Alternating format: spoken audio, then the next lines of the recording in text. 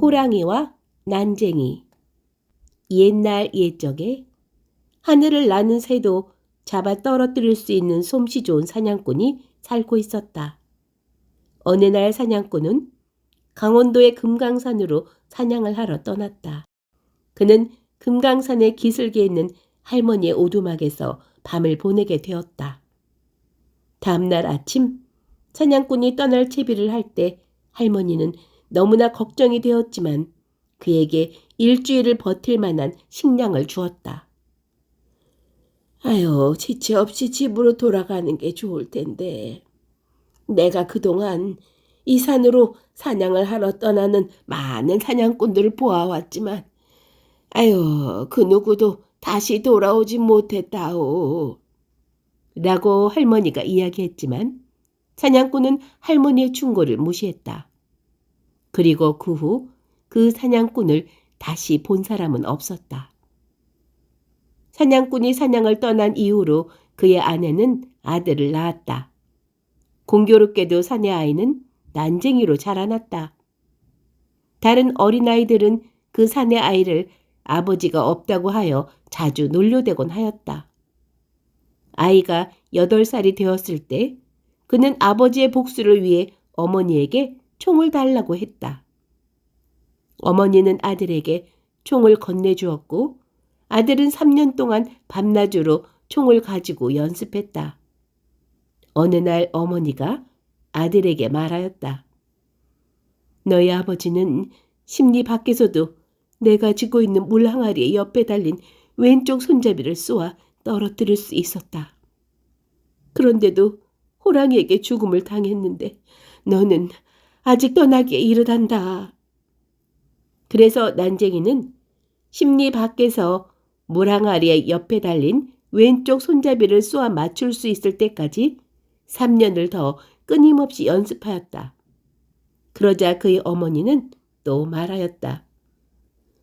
너희 아버지는 내가 바늘을 들고 있을 때 심리 밖에서라도 바늘 구멍을 쏘아 맞출 수 있었다.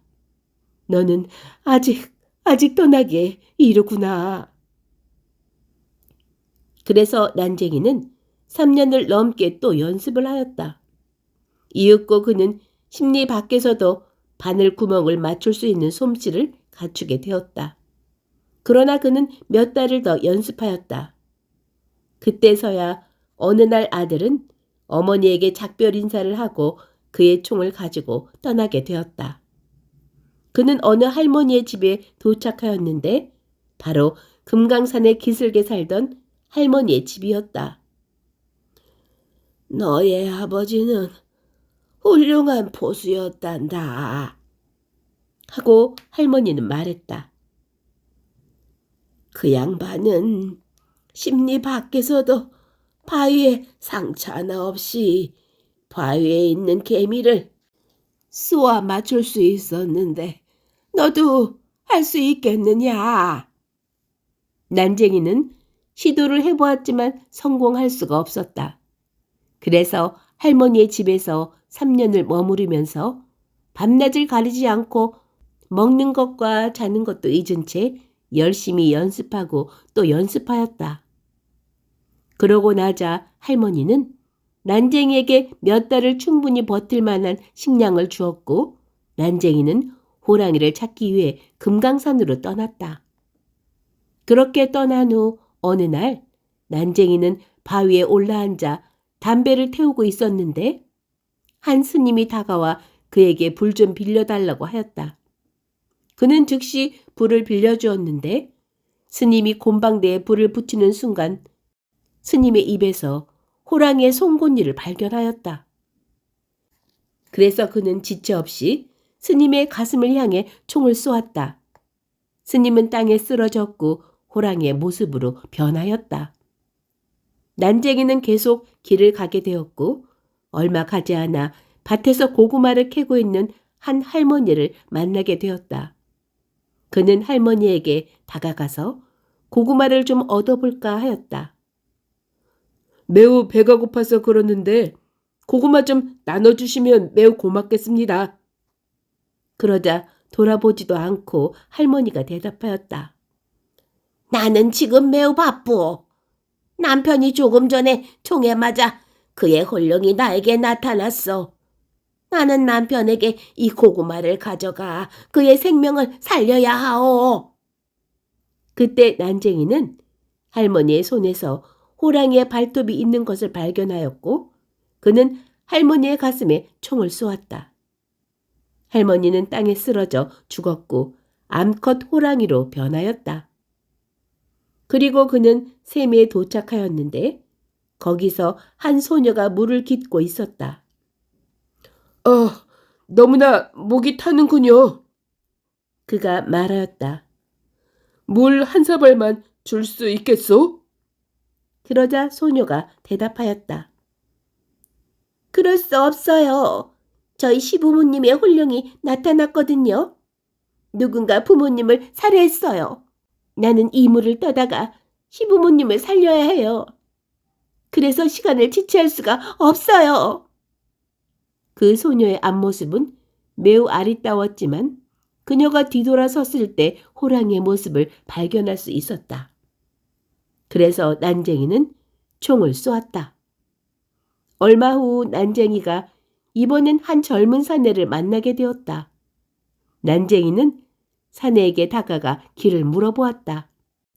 그러자 사내는 그의 부모님과 자신의 아내가 누군가에게 살해되어 혼령이 자신에게 나타났다는 이야기를 하였다. 그리고 그는 위령제를 지내 부모님과 부인의 생명을 살려내기 위해 가는 길이라고 하였다. 난쟁이는 사내의 다리 사이에서 호랑이의 꼬리를 발견하였고 즉시 사내에게 총을 쏘았다. 사내는 쓰러져 죽었고 젊은 호랑이의 모습으로 변하고 말았다. 이로써 난쟁이는 호랑이 식구를 전부 죽이게 된 것이다. 그러나 그는 아직 어떤 호랑이가 자신의 아버지를 죽였는지 알 수 없었기에 만족할 수가 없었다.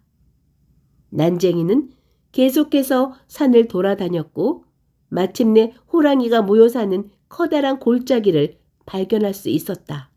그는 언덕 위로 올라가 그들을 내려다 보았는데 그들이 잔치를 열고 있다는 것을 알 수 있었다. 수많은 호랑이들이 흥청망청 떠들고 먹고 춤추고 있었다. 난쟁이는 유리한 위치에서 총으로 호랑이들을 겨냥해 쏘기 시작하였다. 난쟁이는 많은 호랑이들을 죽일 수 있었지만 얼마 가지 않아 탄환이 다 떨어져서 모든 호랑이들을 죽일 수는 없었다. 호랑이들은 난쟁이를 잡았고 난쟁이는 포로가 되고 말았다. 호랑이들은 난쟁이의 식량이 된 보따리를 취하고 난쟁이를 호랑이 무리의 대장으로 보이는 거대한 호랑이 앞으로 데리고 갔다. 그 호랑이는 난쟁이를 쏘아보더니 이야기했다. 이 난쟁이는 나의 소중한 친구들을 죽이고 나의 생일을 망쳐놓았다. 나의 친척 일가가 모두 죽었다는 소리를 들었는데 아마도 이놈이 그 범인인 것 같다.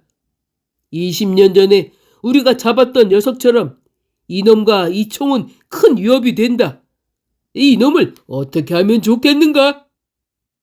그 난쟁이는 이 호랑이가 자신의 아버지를 죽였다고 생각하였기 때문에 분노가 끓어올랐다. 나이가 많아 보이는 한 호랑이가 이야기하였다. 이놈은 대장님의 생일 요리로 맛이 좋을 것 같은데 한 입에 잡아먹는 것이 좋겠습니다. 다른 모든 호랑이들이 이 의견에 찬성하였다.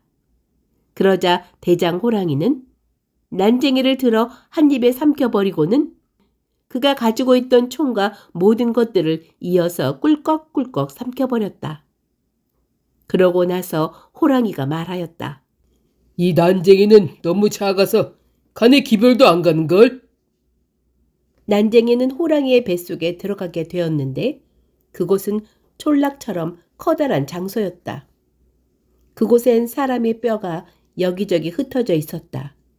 한 구석에서 난쟁이는 총을 발견하였는데 바로 자신의 아버지의 이름이 새겨져 있는 총이었다. 총 옆에는 유골이 흩어져 있었는데 아마도 그의 아버지의 유골인 듯 했다. 그래서 난쟁이는 그 유골들을 모아 자신의 보따리에 담았다. 다른 구석에서 난쟁이는 의식이 없이 누워있는 한 소녀를 발견하였다. 난쟁이는 그녀를 조심스럽게 돌봐주었고 결국 그녀는 의식을 회복할 수 있었다. 그리고 그들은 호랑이의 몸에 구멍을 내어 빠져나갈 수 있을 만한 날카로운 것들이 있나 찾아보았다. 운 좋게도 난쟁이는 자신의 주머니에서 칼을 찾아내었고 그것을 가지고 호랑이의 안쪽 백가죽에 구멍을 내기 시작하였다. 그리고 그 구멍을 통해 하늘을 볼 수 있었다. 소녀는 바깥을 통해 호랑이가 들판과 바위, 해변, 그리고 산에 어디에 있는지를 보았다. 그러는 동안 난쟁이는 다시 재빨리 호랑이의 옆구리를 자르기 시작했다. 난쟁이와 소녀는 매우 배가 고팠기에 무언가 먹을 것이 있는지를 찾아보았다.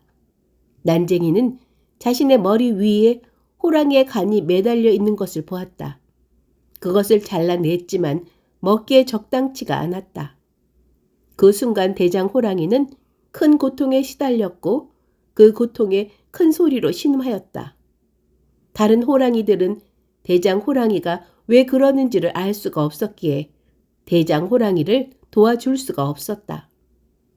그러던 중 호랑이 무리 중에 하나가 사과와 배를 먹으면 고통이 사그라질 것이라고 이야기하였다.